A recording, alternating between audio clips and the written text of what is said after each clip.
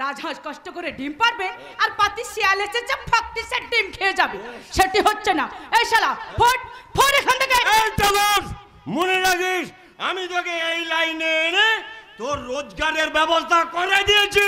আরে তার জন্য তো বকশিশ পাচ্ছিস, তাতেও কি পেট ভরছে না?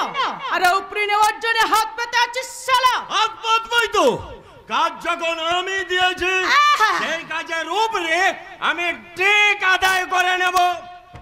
এখন টাকা দিবি তো দে, নইলে লাথি মেরে পথে নামিয়ে দেবো। এই শালা বুড়ে, একটা কথা মনে রাখিস, আমাকে পথে নামাবার আগে আমি তোকে জেলে পাঠিয়ে ছাড়বো হারামজাদা।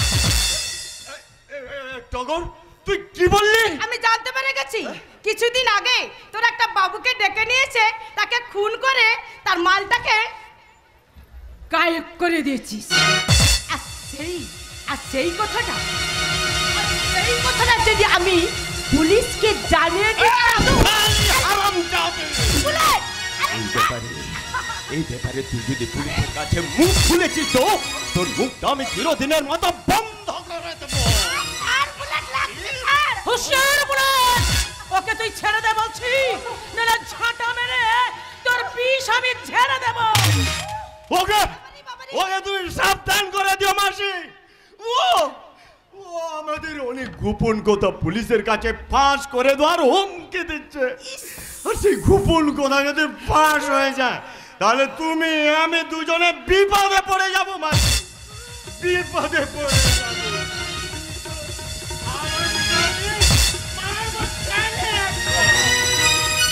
কোন গোপন কথার ফাঁস করার হুমকি দিচ্ছে শয়তানি?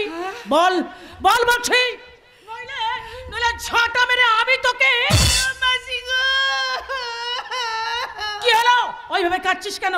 আর বুঝি তোমার কাছে বেশি দিন থাকা হবে না মাসি? কেন থাকা হবে না কেন? ওই হারামজাদাটা যে আমাকে এখান থেকে নিয়ে চলে যেতে চাইছে মাসি, আর বলে কিনা চল টগর আমরা পালিয়ে গিয়ে বিয়ে করে ফেলি। বুলেটে কথা বলেছে? তবে আর বলছি কি মাসি, এই গোপন কথাটা তোমাকে আমি জানাবো বলে ওই হারামজাদাটা আমাকে যে খুন করার হুমকি দিচ্ছে মাসি। তুমি কিছু একটা করো মাসি, আমি মরবো তবু আমি তোমাকে ছেড়ে কোথাও যাবো না। বিশ্বাস করো আমি কোথাও যাবো না মাসি, আমি কোথাও যাবো না মাসি। শালা ঘর শত্রুর বিভীষণ তলে তলে এই ফোন দিয়ে এসেছে, ঝাঁটা মেরে ওই হারামজাদাকে। মানুষ হইয়া জনম লোভিয়া মানুষে করিলাম কি, মানুষ হইয়া জনম লোভিয়া মানুষে করিলাম কি। কোন মোড়ে এই হোটেলে ঢুকে এইভাবে কুকুর কীর্তন গাইছিস? ঝাঁটা মেরে আমি তোকে। এ তো দেখি ঝাঁটে শরীর, যা দেবী সর্বভূতেষু ঝাঁটা। তুমি আমায় পুজো করছো, তাতে কি হয়েছে? তুমি হলে মেয়ে মানে মায়ের জাতি, আর মা হলো মহামায়ের আরেক রূপ। আমি হলাম কপালেশ্বর বাবা। হ্যাঁ, মানুষের কপাল দেখে তার ভূত ভবিষ্যৎ সকলে দিতে পারে। তাহলে আমার কপালটা দেখো তো বাবা, এই পোড়া কপালে সুধা আছে কিনা? হ্যাঁ দেখি।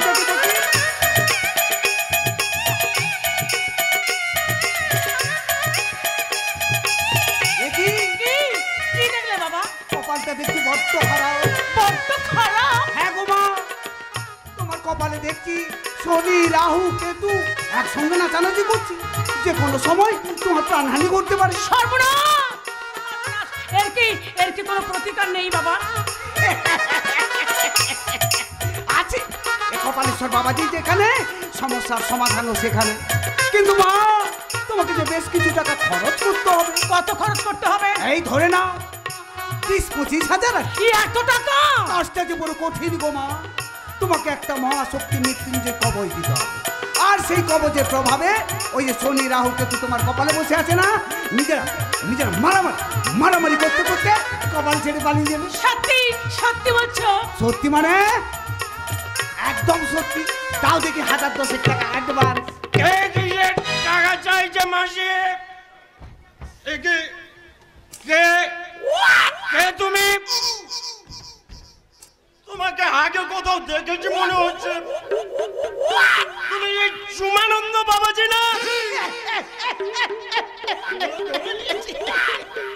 ঠিক ধরেছ। আগে আমি চুমানন্দ বাবাজি ছিলাম, মানুষের চুমুটু মুখে সব সমস্যার সমাধান করে দিই। কিন্তু এই করোনা রোগ আসার পর থেকে না আমি চুমুটুমু খাওয়া বন্ধ করে দিই। তাই তো এখন হলাম আমি কমলেশ্বর বাবাজি। ভণ্ড বাবাজি, হ্যাঁ ভণ্ড বাবাজি।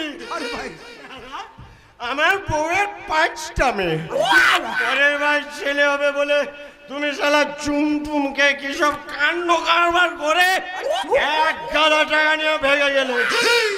শালা ছেলে হবে কোথায়? একসঙ্গে আবার 2টো মেয়ে। শালা ভণ্ড বাবাজি, সূচো কোথায়? বেরো, বেরো, বেরো। আরে ছাড় ছাড়। Hands up!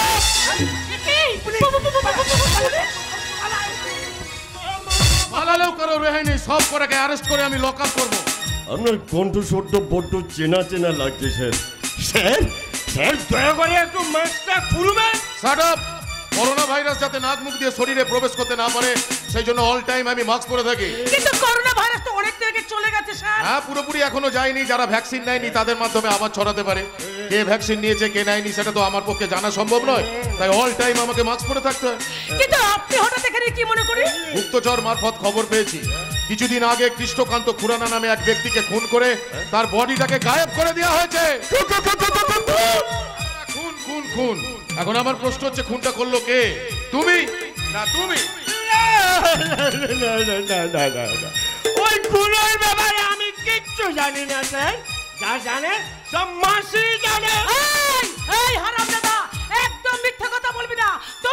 তুই বডিকে গায়েব করে দিয়েছিস। হারামজাদি, মিথ্যে বলে আমায় বাঁচানো। আজ আমি তোর গলা টিপে একদম এই, কিচ্ছু করতে হবে না, জায়গায় দাঁড়াও। দুটোকে থানায় তুলে নিয়ে গিয়ে এমন 3rd ডিগ্রি দেবো না, সব সত্যি কথা গলগল করে বেরোবে। চলো চলো থানায় চলো।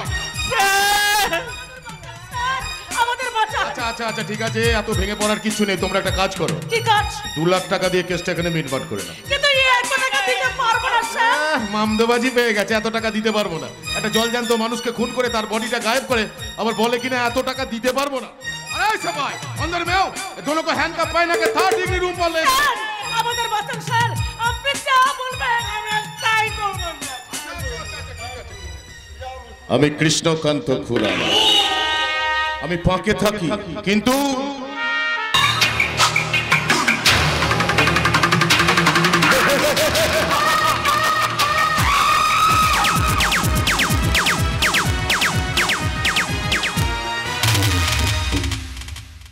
তুমি আসবে বলে মনটা আমার ময়ূরের মতো নাচছে। তুমি আসবে বলে হৃদয়ে আমার প্রেমের রাগিনী বাজছে। তুমি আসবে বলে চাঁদ যেন বেশি জ্যোৎস্না দিয়েছে ফেলে, ফুলগুলো বেশি গন্ধ ছড়ায়। তুমি আসবে বলে। বলো তো আমি কে? আমার ভালোবাসার ফুল। কি করে বুঝলে? তোমার গন্ধে। গন্ধে আমার মানুষ চেনা যায় নাকি? চেনা যায় বই কি। সুপ্রিয়া সুপ্রিয়া, তুমি তো শুধুমাত্র মানুষ নয়, তুমি আমার কল্পনার বাগিচায় ফোটা প্রেমের ফুল। আর যে ফুল অবিরত আমার মনে গন্ধ ছড়িয়ে চলেছে তাকে চিনতে কি আমার কোনো অসুবিধে হয়? এই নাও সুপ্রিয়া, আজ এই শুভক্ষণে আমি তোমার হাতে তুলে দিলাম আমার সৃষ্টি সাধনার পারিজাত, আমার প্রথম প্রকাশিত বই, এই কবিতা গ্রন্থ। তাই নাকি? দেখি দেখি। হ্যাঁ, ভালো করে দেখো, ভালো করে দেখো সুপ্রিয়া। জানো, এই কবিতার প্রত্যেকটা ভাষা শুধুমাত্র তোমাকেই কল্পনা করে লেখা। তোমার কবিতার ভাষা হতে পেরে আমি ধন্য। তুমি যে আমার লেখনির প্রেরণা। বাহ, অপূর্ব, অনবদ্য। তুমি যে আমার কবিতার ছন্দ। সুপ্রিয়া, তুমি আমার পাশে থাকলে আমি লিখে ফেলতে পারি হাজারো প্রেমের কবিতা। আমি হাজারো ভালোবাসার রঙে ভরিয়ে তুলতে পারি আমার কল্পনার কাব্য। কথা দাও সুপ্রিয়া, তুমি চিরকাল এভাবেই আমার পাশে থাকবে। আমি কথা দিলাম গো, চিরকাল আমি এইভাবেই তোমার পাশে থাকবো। আর আমিও কথা দিলাম। পথিক, পথিক, না না, আমি কিছুতেই পথিককে বলতে পারবো না। কেমন করে ভুলবো? পথিকের স্মৃতি যে আমার সারা মনে প্রাণে ছড়িয়ে আছে, সেই স্মৃতিগুলোকে ভুলে যাওয়া মানে আমার ভালোবাসাকে অসম্মান করা। না না, তাই তো আজই আমি বাবাকে পরিষ্কার করে বলে দেবো। আর তোকে নতুন করে কিছু বলতে হবে না রে মামনি, তুই যেভাবে চাইছিস বিয়েটা ঠিক সেইভাবেই হবে। বাবা, দেখ তো মামনি, এই কার্ডগুলোর মধ্যে কোনটা তোর পছন্দ? এসব আবার কি বাবা? তোর বিয়ের কার্ড রে পাগলি। বিয়েটা জাঁকজমকিন হলেও কিছু গেস্ট আমাকে ইনভাইট করতে হবে, তাই না? না, আমার বিয়েতে কোনো গেস্ট ইনভাইট হবে না। বিয়েটা শুধুমাত্র রেজিস্ট্রি করেই হবে। এ তুই কি বলছিস মামনি? সুবিমান সরকারের মেয়ের বিয়ে হবে শুধুমাত্র registry? No no no no no, impossible, quite impossible. এইভাবে বিয়ে হলে আমি সোসাইটিতে মুখ দেখাতে পারবো? আমার মান সম্মান কতখানি ছোট হবে সেটা একবার ভেবে দেখেছিস? আমার অভিমানটাকে কি কখনো তুমি গুরুত্ব দিয়েছো বাবা? কখনো কি ভেবে দেখেছো তোমার মান মর্যাদা বাড়াতে গিয়ে আমি নিজের কাছে কতখানি ছোট হয়ে যাচ্ছি? কি বলতে চাইছিস তুই? বাবা তুমি আমার ব্যাপারটা আরেকবার নতুন করে ভেবে দেখো বাবা। এতদিন এত চেষ্টা করেও পথিকের জায়গায় মৈনাককে বসাতে পারলাম না বাবা। দয়া করে তুমি এই বিয়েটা ভেঙে দাও বাবা। Impossible, impossible. সবাই জানে মৈনাকের সাথে তোর বিয়ে হচ্ছে। তাছাড়া মৈনাককে আমি কথা দিয়ে ফেলেছি। আমিও তো পথিককে কথা দিয়েছিলাম বাবা। তোর কথা দেওয়া আমার কথা দেওয়া এক নয় মামনি। কিন্তু জীবনটা তো আমার বাবা, সেই জীবনটাকে আমি কিভাবে কার সাথে কাটাবো সেই অধিকার তো আমার আছে বাবা। আর আমি যে তোকে ছোট থেকে স্নেহ মমতা ভালোবাসা দিয়ে যে জীবনটা তোর গড়ে দিলাম, সেই জীবনের প্রতি আমার কোনো অধিকার নেই বাবা? কথা শোন মামনি, কথা শোন। কোনো মা বাবাই সন্তানের খারাপ চায় না। সামান্য একটা ট্যাক্সি ড্রাইভার যার কোনো আত্মপরিচয় নেই, বংশমর্যাদা বলে কিছু নেই, সে কখনো এ বাড়ি জামাই হতে পারে না। তুমি বুঝতে পারছো না বাবা? পথিকাজ পরিস্থিতির চাপে ট্যাক্সি চালাতে বাধ্য হয়েছে।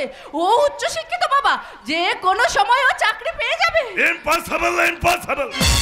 চাকরি পাওয়াটা এত সোজা নয় মামনি। আজকাল যোগ্যতার নিরিখে চাকরি হয় না, টাকা দিয়ে চাকরি ছিনিয়ে নিতে হয়। ওই ভিখারিটা কোথায় পাবে এত টাকা যে চাকরি কিনবে? না না না, নেভার নেভার। একটা ভিখারির হাতে আমি তোকে কখনোই ছেড়ে দিতে পারি না। তোমার চোখে ভিখিরি হলেও ওর মনটা কিন্তু রাজার মতো বাবা। ভালোবাসার গয়না পরিয়ে ও আমাকে রাজরানী করে রাখবে বাবা, রাজরানী। তবে আর কি, বাবার মান সম্মান আত্মমর্যাদা বোধ সবকিছু মাটির ধুলোয় মিশিয়ে দিয়ে তুই তোর সেই রাজ ভিখারির কাছে চলে যা, যা যা যা। আর আমি সবকিছু ছেড়ে বহু দূরে চলে যাব, বহু দূরে। না বাবা না, তুমি কোথাও যাবে না। তাহলে তুই আমায় কথা দে মা, এই বিয়ে তুই করবি? বেশ, আমি তোমায় কথা দিলাম বাবা, কিন্তু আমি তোমার কাছে আরো একটু সময় চাই বাবা। কারণ মৈনাকের কথাবার্তা আচার আচরণ আমার সন্দেহজনক মনে হয়, তাই আমি ওকে আরো একটু ভালো করে চিনতে চাই বাবা। আমার কিন্তু চেনা হয়ে গেছে মামুন। মৈনাক ভীষণ ভালো এবং কাজের ছেলে। তাছাড়া এই বিয়েতে তাড়াহুড়ো করার একটা বিশেষ কারণ আছে। কি বিশেষ কারণ বাবা? ওই কৃষ্ণকান্ত আমাকে ব্ল্যাকমেল করে আমার কাছ থেকে টাকা আদায় করছে। তাই আমি চাই মৈনাকের সাথে তোর বিয়ে দিয়ে মৈনাককে আমার কোম্পানির শেয়ার পার্টনার বানিয়ে কোম্পানির সমস্ত ফিনান্সিয়াল পাওয়ারটা মৈনাকের হাতে তুলে দিতে। এত বড় দায়িত্ব আমি কি পালন করতে পারবো স্যার? পারতে তোমাকে হবে মৈনাক, পারতে তোমাকে হবে। স্যার, আমার বলতে খুব লজ্জা হচ্ছে, ওই কৃষ্ণকান্ত খুরানা নামের ক্রিমিনালটা আমার জামাতা। স্যার, কারণে অকারণে ও আমার টাকাগুলোকে নয় ছয় করছে। তাই এখন শুধু মৌখিকভাবে নয়, অফিসিয়ালি আমি তোমার হাতে কোম্পানির সমস্ত ফিনান্সিয়াল পাওয়ারটা তুলে দিলাম। স্যার, ওই রস্কেলটাকে তুমি এখন থেকে একটা টাকাও দেবে না। আপনি ওসব নিয়ে একদম চিন্তা করবেন না স্যার। ওই কৃষ্ণকান্ত খুরানাকে যে কেমন করে টাইট করতে হয় সেটা আমার বেশ ভালো করেই জানা আছে। Good good, very good, very good. Anyway Mainak, তুমি যে তোমার বাবার মোবাইল নাম্বারটা আমাকে দিয়েছিলে, আরে ওটা তো শুধু সুইচ অফ বলছে। না মানে বাবা তো বিদেশে আছেন, তাছাড়া সবসময় কাজে ব্যস্তও থাকেন, তাই বাবার ওই মোবাইলটাও অনেক সময় সুইচ অফই থাকে। হ্যাঁ, কিন্তু তোমার বাবার সাথে কথা না বলে তো আমি তোমাদের বিয়ের ডেটটা ফাইনাল করতে পারছি না। না না না, তার কোনো প্রয়োজন নেই। প্রয়োজন নেই মানে? না মানে বাবা তো বিদেশে আছেন, দেশে ফিরতে প্রায় ৩-৪ মাস সময় লাগবে। ৩-৪ মাস? হ্যাঁ, এই তো কয়েকদিন আগে বাবার সঙ্গে আমার ফোনে কথা হলো। বাবা বললেন তোরা আপাতত বিয়েটা সেরে রাখ, আর আমি দেশে ফিরে গিয়ে একটা বেশ জমকালো পার্টি অ্যারেঞ্জ করব। Good good, very good, very good. তাহলে তো নো প্রবলেম। কিন্তু আমার প্রবলেম আছে বাবা। তোর আবার কিসের প্রবলেম? সেটা না হয় আমি যথাসময়ে বলবো, কিন্তু আমার প্রবলেমটা যে আমি এখনই সলভ করতে চাই। তোমার আবার কিসের প্রবলেম? আমার অনেক দিনের ইচ্ছা আমি একটা মস্ত বড় কোম্পানির মালিক হব। একটা কোম্পানির মালিক হতে যা যা লাগে সবকিছুই আমার আছে, শুধুমাত্র টাকাটাই নেই। তাই বলছিলাম কি, মেয়ে হিসাবে পাপিয়া তো আপনার প্রপার্টির একটা অংশ পেতই, সেই অংশটাই যদি আপনি আমাকে। ইম্পসিবল, কোম্পানি এখন লসে রান করছে, তাই এ ব্যাপারে আমি এখন কিছু বলতে পারছি না।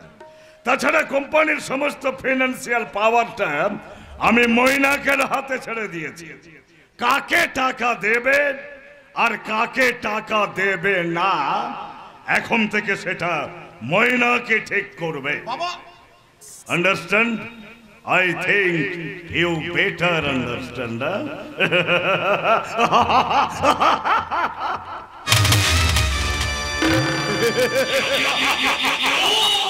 তাহলে আমার অবস্থাটা এখন মারিত গন্ডার লুটিত ভান্ডারের মতো। ভান্ডার লুট করা তো সহজ নয় জামাই বাবু, কারণ ভান্ডার এখন যার পাহারায় সে কিন্তু আপনার থেকে কম শিয়ানা নয়। তাই নাকি? তাহলে এসো ভাইয়া, আমরা দুই শেয়ানে দলাদলি না করে কোলাকুলি করে ফেলি, তাতে আমাদের দুজনেরই ফায়দা। না, কায়দা করে আমাকে বস করাটা এত সহজ নয়, বুঝেছো? আরে গুরু, কায়দা কি বলছো, কায়দা কি বলছো? ইচ্ছা করলে তোমাকে আমি অবশ করতে পারি। বলছি, তুমি তো কোটিপতি বাবার একমাত্র সন্তান, তাই না? ইয়েস। তোমার বাবা তো খালি দেশ বিদেশ ঘুরে ঘুরে বেড়ান। London, America. সালা সাঁটি একটা কানের তলায় চড় মারবো না? হংকং, লন্ডন, আমেরিকা সব নিজ দিয়ে ছট করে দেবো। হোয়াট? ওই চাপরাসি খেটে খেটে বাপটা বুড়ো হতে চললো, আরে শালা বড় লোকের জামাই হবার লোভে বাপের পরিচয় পাল্টে বড় লোকের ভরণ দেখাচ্ছ। ভরণ? কে বলে?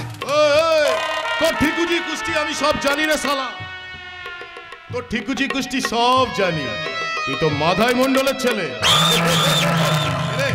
দেব এবার হাটের মাঝে হাঁড়িটা ভেঙে, তখন ওই সুবিমল সরকার তোকে এবারই জামাই করা তো দূরের কথা, পিছনে লাথি মারতে মারতে বাড়ির বাইরে বার করে দেবে রে। আপনি যা বলবেন আমি তাই শুনবো, শুধু দয়া করে আপনি আমাকে বাঁচান দাদা। একটা কথা মনে রাখিস, আমি কৃষ্ণকান্ত খুরানা, আমি পাকে থাকি কিন্তু পাক মাকি না। একই মৈনাক বাবু, এই ক্রিমিনালটার পায়ের তলায় বসে কি করছেন? আরে না না না না, ও কিছু নয় কিছু নয়, আসলে শুভ কাজে যাচ্ছিলাম তো, তাই শুভ কাজে যাওয়ার আগে গুরুজনের আশীর্বাদ নিয়ে গেলাম। শুভ কাজ, আশীর্বাদ? কিন্তু উনার চোখ মুখ দেখে মনে হচ্ছে উনি যেন মিথ্যে কথা বলছেন। না, মিথ্যে নয়, মিথ্যে নয়, মিথ্যে নয়। যেটা ওর কাছে শুভ কাজ, সেটা কিন্তু তোমার কাছে অশুভ হয়ে তোমার জীবনটাকে অভিশাপের আগুনে পুড়িয়ে ছারখার করতে চাইছে। আপনার কথা আমি বিশ্বাস করি না। দরকার নেই আমার কথা বিশ্বাস করার, কোনো দরকার নেই। কিন্তু একটা কথা ভালো করে ভাবো তো ভাই সুকান্ত, তুমি থাকতে তোমার বাবা কোম্পানির ফিনান্সিয়াল পাওয়ারটা ওই মৈনাকের হাতে তুলে দিলেন কেন? বাবা কোম্পানির ফিনান্সিয়াল পাওয়ারটা মৈনাক বাবুর হাতে তুলে দিয়েছেন? হ্যাঁ, শুধু কি তাই নাকি, তোমাকে তার সমস্ত প্রপার্টি থেকে বঞ্চিত করার জন্য তার সমস্ত প্রপার্টি সুপ্রিয়ার নামে দানপত্র করার প্ল্যান করছে। কিন্তু বাবা আমাকে বঞ্চিত করতে চাইছেন কেন? তুমি ব্যবসা ঠিকঠাক দেখাশোনা করছো না, বেহিসাবি জীবনযাপন করছো। আবার তোমার বাবা এটাও বলেছেন তোমার হাতে কোম্পানি পড়লে নাকি দুদিনে লাটে উঠে যাবে, তাই তোমার বাবার এই ডিসিশন। আমার উপর বাবার কোনো ভরসা নেই না। আমি বেহিসেবি জীবনযাপন করি। কেন করব না? জীবনে যেটাই করতে গিয়েছি বাবা বাধা হয়ে দাঁড়িয়েছেন। আজ আমি বেশ বুঝতে পারছি বাবা আমার ভালো চায় না। তোমার বাবা তোমার ভালো চায় না? সত্যি ভাই, তোমার বাবা তোমার একদম ভালো চায় না। আর এই কথাটা এতদিন ধরে কত রকম ভাবে তোমাকে বোঝাতে চেয়েছিলাম, তুমি তো কিছুতেই বুঝতে চাইছো না। যাক, আজ ভগবানের ইচ্ছায় নিজেই যখন বুঝতে পেরেছো, তখন নিজের অধিকার নিজেই ছিনিয়ে নাও। ছিনিয়ে নেব। তার আগে ওই পাষাণ বাপটার কাছে গিয়ে কৈফিয়ত চেয়ে বলবো, বঞ্চিত যদি করবে।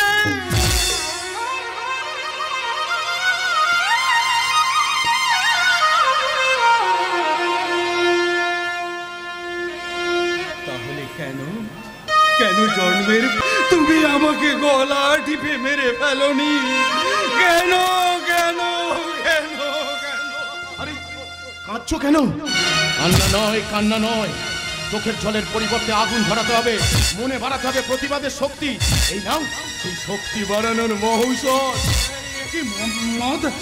আমি মদ খাবো? হ্যাঁ, খাবে। মদ না খেলে তোমার চশমকর বাপের সামনাসামনি দাঁড়ানোর সাহস কোথায় পাবে? নিজের অধিকার ছিনিয়ে নেওয়ার ক্ষমতা। আরে দেরি করো না, খাও। বেশ, তাই হোক। যে মদকে আমি এতদিন ঘৃণার চোখে দেখে এসেছি, সেই মদকে জীবন সঙ্গী করে আমি অধঃপতনে অন্তরালে হারিয়ে যাব।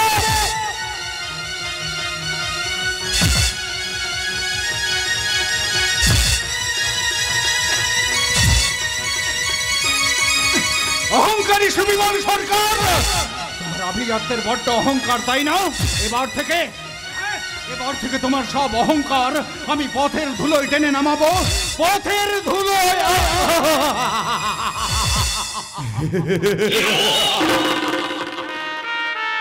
আমি কৃষ্ণকান্ত খুরানা, আমি পাকে থাকি কিন্তু পাক মাকি না।